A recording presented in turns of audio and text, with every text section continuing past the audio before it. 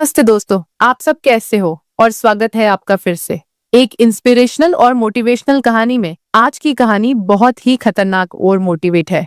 इस कहानी में बहुत मजा आने वाला है, अंत तक जरूर सुनिए। मैंने अपनी अलमारी से ताकत वाली गोली निकाली जो कभी कभार अभिषेक लेते थे और मैं किचन में चली गई। मैंने हल्दी बादाम वाला दूध बॉयल किया और उसमें एक गोली डाल दी ताकि अभिषेक को थोड़ी ताकत मिल सके। ऐसा करते करते रात के 10 बज चुके थे। फिर मैंने जल्दी से दूध का गिलास लिया और अभिषेक के कमरे में चली गई। अभिषेक बड़े ध्यान से मेरा इंतजार कर रहे थे। जैसे ही मैं अंदर आई, अभिषेक खड़े हो गए और मुझे देखने लगे। जब वह कुछ नहीं बोला तो मैंने ही पूछ लिया, ऐसे क्या देख रहे हो, बताओ मैं कैसी लग रही हूँ। अभिषेक ने संकोच में कहा, मौसी, मन तो ऐसा कर रहा है कि आपको अभी खा जाऊं। मैंने हंसते हुए उसे दूध का गिलास पकड़ा दिया और कहा, मुझे खाने की जरूरत नहीं है, बस तुम इसे पी लो। अभिषेक ने जल्दी से गिलास पकड़ा और एक सांस में दूध पी गया। दूध पीते ही मेरी हाय दोस्तों, तो चलिए आपको जल्दी से शुरू से कहानी सुनाती हूँ। मेरा नाम दीपिका है। मेरी उम्र 28 साल है, लेकिन मेरा दिल हमेशा युवा रहता है और मेरी हाइट लगभग 5 फीट 3 इंच की ऊंचाई के साथ। जब मैं साड़ी पहनती हूँ तो जैसे सब कुछ ठहर जाता है। मेरी सुंदर रंगत पर जब सूरज की किरणें पड़ती हैं तो लगता है मानो मैं एक चांदनी रात में घूम रही हूँ। अब बात करते हैं मेरे 21 साल के भतीजे की, जो मेरा हो गया है। उसकी मासूमियत और उत्साह ने मेरे मन में एक हलचल सी मचा दी है। जब वह मेरी तरफ देखता है तो उसकी आंखों में वह खास चमक होती है, जैसे वह किसी खूबसूरत ख्वाब को देख रहा हो। कभी वह मुझसे कहता है, मौसी, आज आप सच में बहुत सुंदर लग रही हैं। इसलिए मेरे पति कभी कभी दिन में ही मेरा पूजन कर देते हैं। हम शहर में रहते हैं क्योंकि मेरे पति सरकारी नौकरी करते हैं। मेरी 1 साल की एक बेटी भी है, इसलिए दूध की थैलियां भी बड़ी है। मैं अपने पति का आशीर्वाद समझकर रोज लेती थी। भले ही हमारी शादी को 9 साल हो चुके थे, लेकिन मेरे पति अभी तक मुझे अच्छा प्यार करते थे। वैसे आमतौर पर उसका का रंग काला ही होता है, लेकिन मैं बहुत साफ सफाई रखती थी और कभी कभार मेकअप भी कर लिया करती थी। पिछले महीने कुछ ऐसा हुआ जिसका हमें बिल्कुल अंदाजा नहीं था। शाम को मेरे पति साहिल घर आ रहे थे। उनके किसी दोस्त की बर्थडे पार्टी थी, इसीलिए दोस्तों ने उन्हें थोड़ी पिला दी थी और वह बाइक से घर लौट रहे थे। आते वक्त उनका एक्सीडेंट हो गया। इस हादसे में उनके एक पैर में फ्रैक्चर हो गया और डॉक्टर ने कहा कि सही होने में कम से कम 6 से 9 महीने लगेंगे। यह सुनकर मेरा मन टूट गया। साहिल का दर्द भले ही शारीरिक था, लेकिन मेरे मन में एक गहरी चिंता का सागर उमड़ आया। जब मैंने उन्हें अस्पताल में देखा, उनकी आंखों में दर्द का साया था। मैंने तुरंत उनके पास जाकर उनका हाथ थाम लिया। इसी वजह से मेरी दीदी और मेरा भतीजा अभिषेक उन्हें संभालने के लिए आए थे। मेरे जीजा जी और दीदी तो वापस चले गए, लेकिन अभिषेक ने साहिल को यहाँ रुकने के लिए कह दिया क्योंकि वह ठीक से खड़े भी नहीं हो पा रहे थे। मुझे ही बाजार से सामान लाने और बाहर के काम करने पड़ते थे, इसीलिए मैंने अपनी बहन को कहकर अभिषेक को कुछ दिन रुकने के लिए बोल दिया। अभिषेक मान गया और बहुत खुश हो गया। अभिषेक मेरे कान तक ही आता था, शरीर भी ठीक ठाक था और रंग भी सामान्य था। अभिषेक ज्यादा बिगड़े किस्म का लड़का नहीं लग रहा था और मैं भी खुश थी कि कोई तो आया जो मेरी मदद कर सके। आज अभिषेक मुझसे थोड़ा थोड़ा शर्मा रहा था क्योंकि वह शादी के बाद मुझसे पहली बार मिला था। रात को जब मैं साहिल को खाना खिला रही थी, तब अभिषेक भी हमारे पास बैठा था। फिर अभिषेक अपने कमरे में जाकर समय पर सो गया था। साहिल के चेहरे पर थोड़ी राहत थी, लेकिन वह अभी भी दर्द में था। तभी मेरी अंदर की भावनाएं बाहर निकल पड़ी। मैंने साहिल के पास बैठकर कहा, वह भी क्या दिन थे जब आप रोजाना भूत मारा करते थे। साहिल ये सुनकर मुस्कुराने लगे। क्या हो गया मेरी रानी, आज तो पूरी मजे में लग रही हो। मैंने कहा, नहीं जी, आपको तो मजाक लग रहा है और इधर मेरी बुरी हालत हो रखा है। सच बताओ तो इस भूत ने मेरा बुरा हाल कर दिया है। मेरे पति बोले, मैं तुम्हारा दर्द समझता हूँ दीपिका, मेरा भी बहुत मन करता है, लेकिन क्या करूं, मैं तो ठीक से खड़ा भी नहीं हो सकता। बस थोड़े दिन और निकाल दो, फिर देखना मैं इस भूत का क्या हाल करता हूं। तभी मैंने कहा, थोड़े दिन नहीं, पूरे 6 महीने बाकी है प्लास्टर उतरने में, और मेरा तो 1 महीने में ही यह हाल हो गया। पता नहीं आगे के दिन कैसे कटेंगे। मेरे पति मेरी उदासी दूर करने के लिए बोले, चलो वो नहीं तो कम से दूध ही पिला दो, डॉक्टर ने भी कहा है। तभी मैंने हंसते हुए कहा, आपके नसीब में तो वह भी नहीं है, क्योंकि आपकी बिटिया रानी ने पी लिया है। हम दोनों जोर जोर से हंसने लगे। मेरे पति मुझे खुश रखने की पूरी कोशिश करते थे, लेकिन मैं क्या करूं, सब बेकार था। थोड़ी देर बाद साहिल सो गए, क्योंकि उनकी दवाइयों में नींद की गोलियां भी थीं।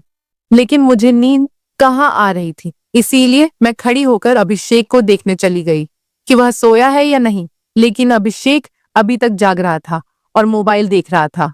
मैंने उसके कमरे में जाकर कहा, क्या हुआ अभिषेक, 11 बज चुके हैं और तुम अभी तक नहीं सोए?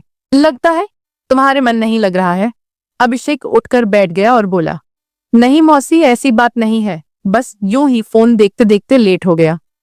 फिर अभिषेक ने पूछा, मौसी आप भी तो नहीं सोई? मैंने कहा, मुझे तो आजकल नींद ही नहीं आती। अभिषेक ने पूछा, क्यों, क्या बात हो गई? मैंने हंसते हुए कहा, नहीं नहीं, वह मैं तुम्हें नहीं बता सकती। जब तुम्हारी शादी होगी तो तुम्हें खुद ही पता चल जाएगा। मेरे मुंह से ऐसा सुनते ही अभिषेक ने अपनी नजरें नीचे झुका ली और अंदर ही अंदर मुस्कुराने लगा। तभी मैंने कहा, अरे तुम तो इतनी सी बात पर शर्मा गए। अच्छा बताओ, अभी तक कोई लड़की पटाई है या नहीं? अभिषेक कुछ नहीं बोला, उसे अभी भी शर्मा रही थी। तभी मैंने उसका हाथ पकड़ा और कहा, अरे पागल, अपनी मौसी से इतना मत शर्माओ।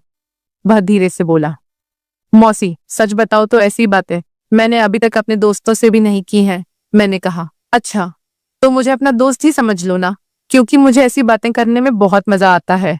अभिषेक ने कहा, हाँ मौसी, एक थी, लेकिन उसने अभी मेरे से दोस्ती तोड़ दी है। मैंने पूछा, तुमने उसकी पिटाई तो कर दी होगी ना? अभिषेक बोला, नहीं मौसी, सच बताऊं तो मैंने उसे ढंग से टच भी नहीं था। मैंने मुंह बनाते हुए कहा, तुम तो बड़े भोले हो अभिषेक। चलो कोई बात नहीं, अब तुम मेरे पास आ गए हो तो मैं तुम्हें सब सिखा दूंगी। मैं बातें करते करते अभिषेक के कमरे में ही सो गई थी। सुबह जब मेरी आंखें खुली तो अभिषेक बेड पर बैठा हुआ मुझे ही निहार रहा था। मेरे उठते ही अभिषेक ने मुझे गुड मॉर्निंग बोला। जब मैंने पूछा, क्या देख रहे हो, तो वह बोला, मौसी आप सच में बहुत खूबसूरत हो। मैंने मुस्कुराते हुए बोली, अच्छा तो अब तुम सुबह सुबह खूबसूरती का नजारा ले रहे हो और रात को तो बड़े शर्मा रहे थे। अभिषेक मुस्कुराकर पूछने लगा, मौसी आप बुरा ना मानो तो एक बात पूछ सकता हूँ? मैंने कहा, अरे पागल, मैं क्यों बुरा मानूंगी, पूछो क्या पूछना है। अभिषेक मुझसे कहने लगा, मौसी सच सच बताना, आप जो 2.5 किलो के वजन अपने पास लिए घूमती हो, आपको भारी नहीं लगता क्या? उसकी यह बात सुनकर मेरी हंसी छूट गई। इसके बाद अभिषेक मुझसे काफी खुल गया था और अब वह मुझसे ज्यादा शर्म नहीं करता था। इससे मैं भी बहुत खुश थी, क्योंकि अब मेरा भी समय अच्छे से कटने लगा था। अभिषेक को आए हुए 11 से 13 दिन बीत चुके थे और वह मुझसे काफी घुल मिल गया था। वह बाहर के सारे काम कर देता, बाजार से सामान ले आता और अपने चाचा को भी घुमा देता। मेरी तो बहुत सेवा करने लगा था। शाम को मेरा सर भी दबा देता और कभी कभी मेरे शरीर को भी आराम देता। लेकिन मेरी फरमाइश दिनों दिन बढ़ रही थी और मेरे पति की हालत अब भी वैसी ही थी। अब सब कुछ मेरी बर्दाश्त के बाहर हो चुका था। मैंने सोचा कि अब तो अभिषेक ही है जो मेरी हेल्प कर सकता है। वैसे मेरे पड़ोस में भी 3 लड़के रहते थे जो स्टडी करते थे। वे भी मुझे देखते थे। जब भी मैं छत पर बाल सुखाने या कपड़े सुखाने जाती तो वे मुझे ही देखते। और पहले तो मैंने सोचा कि उनमें से एक को पकड़ लूं ताकि कुछ समय के लिए काम चल जाए। लेकिन फिर मैंने सोचा कि मैं इस घर की इज्जत हूं और कल को पता नहीं इनमें से कौन मुझे या मेरे पति को बदनाम कर दे। इसीलिए मैंने उन्हें भाव नहीं दिया। लेकिन अभिषेक तो घर का ही है, इसीलिए मैंने सोच लिया कि वही मेरी हेल्प कर सकता है। आज मैंने पक्का प्लान बना लिया कि आज अभिषेक हेल्प ले ही लूंगी। उसके बाद मैं रसोई में खाना बनाने चली गई। जैसे ही अभिषेक नहाकर फ्रेश होने के बाद रसोई में आया, मैंने दूध निकालने का बहाना बना दिया। मैं रसोई घर में ही लोटे से दूध निकाल रही थी। मेरी बेटी अभी नानी के घर गई हुई थी, क्योंकि घर में उसे संभालने वाला कोई नहीं था। इसलिए अब बाकी का दूध निकालना पड़ता था और घर में मेरे पति और अभिषेक के अलावा कोई नहीं था, तो मुझे डर भी नहीं था। जैसे ही अभिषेक अंदर आया, वह मुझे देखकर एकदम घबरा गया और कहने लगा, सॉरी मौसी, मुझे माफ कर दो। मैंने देखा नहीं और बाहर जाने लगा। तभी मैंने उसे रोक लिया। अरे अभिषेक, क्या हुआ? कोई बात नहीं, अंदर आ जाओ, अभिषेक बोला। अरे मौसी, ऐसे में अंदर कैसे आऊं? मैंने कहा। ऐसे वैसे मत करो और जल्दी से आकर मेरी मदद करो। अभिषेक का मन भी कर रहा था, लेकिन मैं उसकी मौसी थी, इसीलिए वह थोड़ा अनकंफर्ट फील कर रहा था। फिर मैंने उसे कहा, अरे इतना क्या शर्मा रहे हो, अब जल्दी से आओ और मेरी मदद करो। धीरे धीरे अभिषेक रसोई में आ गया और पास आकर खड़ा हो गया। वह मुझे देखता ही रह गया। तभी मैंने कहा, ऐसे क्या घूर रहे हो, क्या तुमने आज तक नहीं देखा? अभिषेक बोला, माँ कसम मौसी, मैं आपको बता नहीं सकता कि मुझे कैसा लग रहा है। बहुत ही अच्छा है मौसी, मैंने कहा। तारीफें करना छोड़ो और यहाँ मेरी मदद करो। तभी अभिषेक बोला, मौसी मुझे नहीं आता, कैसे करना है? तो मैंने कहा, अरे बुद्धू, इसमें कुछ नहीं करना, ये लो पकड़ो और बस धीरे धीरे निकलो।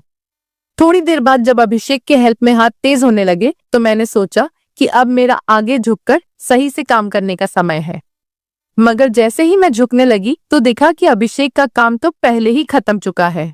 उसे देखकर मेरा मन बहुत उदास हुआ, लेकिन फिर भी मेरी हंसी निकल ही पड़ी। मैंने नाराजगी से अभिषेक को मारते हुए कहा, यह क्या किया पागल, तुमने तो शुरू होने से पहले ही खत्म कर दिया।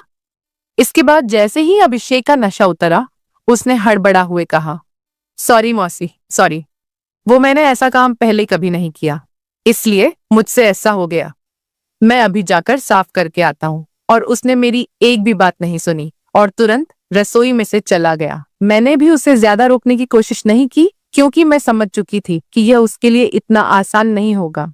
इस चक्कर में आज खाना भी लेट हो गया था, इसलिए मैंने जल्दी से खाना तैयार किया और साहिल को कमरे में देने के लिए चली गई। साहिल भी बैठे बैठे खाने का इंतजार कर रहे थे। साहिल बिल्कुल सीधे साधे और सरल स्वभाव वाले आदमी है। वह मेरी बहुत चिंता करते हैं। जब मैं उनके लिए खाना लेकर गई तो पूरा पसीने से भीगी हुई थी। मुझे देखकर वह बोले, इतनी जल्दबाजी क्यों करती हो दीपिका, धीरे धीरे काम कर लिया करो ना, देखो तुमने अपना क्या हाल बना लिया है।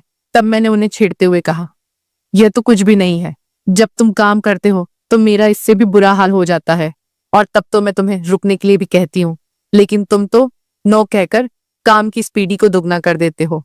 मेरे मुंह से ऐसा सुनकर मेरे पति मुस्कुराने लगे। तुम भी ना दीपिका, कहाँ की बात कहाँ ले जाती हो। इसके बाद साहिल ने खाना खा लिया और मैंने उन्हें दवाई भी दे दी। दवाई लेने के बाद उन्हें नींद आ गई और वह आराम करने लगे।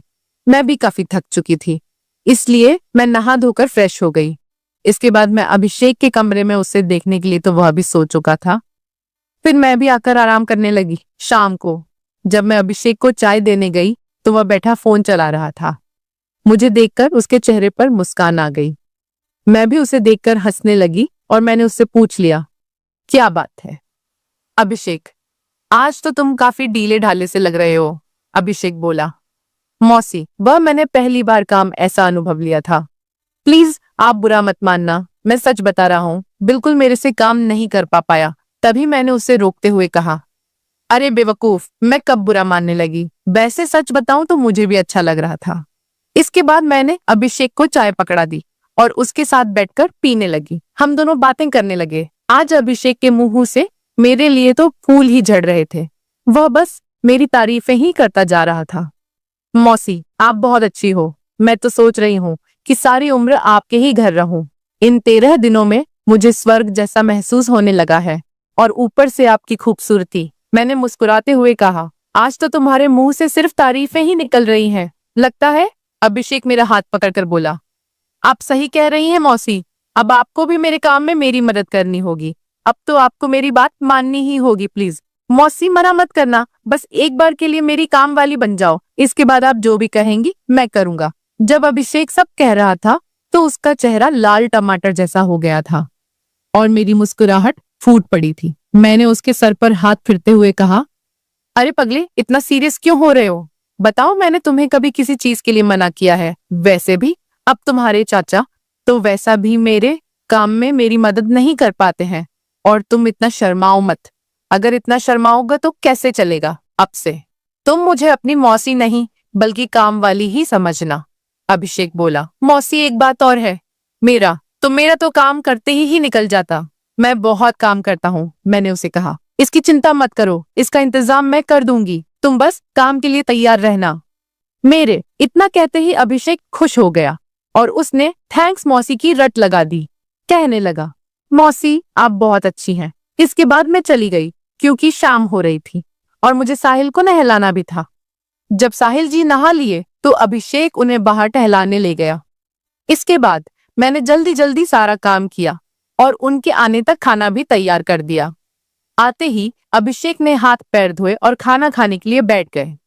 इतने में 9 बज चुके थे और साहिल की दवाइयों का समय हो रहा था। इसीलिए मैं उन्हें कमरे में ले गई और दवाइयां दे दी। साहिल की मेडिसिन में नींद की गोलियां भी थी ताकि उन्हें ज्यादा दर्द ना हो और आसानी से नींद आ जाए। साहिल दवाइयां लेकर जल्दी ही सो गए। मैं उनका सर दबा रही थी। जैसे ही मुझे पता चला कि साहिल सो चुके हैं, मैं नहाने चली गई। नहाकर मैंने रेड कलर की साड़ी पहनी, बालों का जोड़ा बना लिया और महक के लिए परफ्यूम भी लगा लिया। वैसे तो मैं मेकअप कभी कभार ही करती हूँ, लेकिन आज थोड़ा थोड़ा कर ही लिया ताकि चेहरा ब्लश करे। पूरी तरह से तैयार होने के बाद मैंने अपनी अलमारी से ताकत वाली गोली निकाली जो कभी कभार साहिल लेते थे और रसोई में चली गई। मैंने हल्दी बादाम वाला दूध तैयार किया और उसमें एक गोली डाल दी ताकि अभिषेक को थोड़ी ताकत मिल सके। ऐसा करते करते रात के 11 बज चुके थे। फिर मैंने जल्दी से दूध का गिलास लिया और अभिषेक के कमरे में चली गई। अभिषेक बड़े ध्यान से मेरा इंतजार कर रहा था। जैसे ही मैं अंदर आई, वह खड़ा हो गया और मुझे देखने लगा।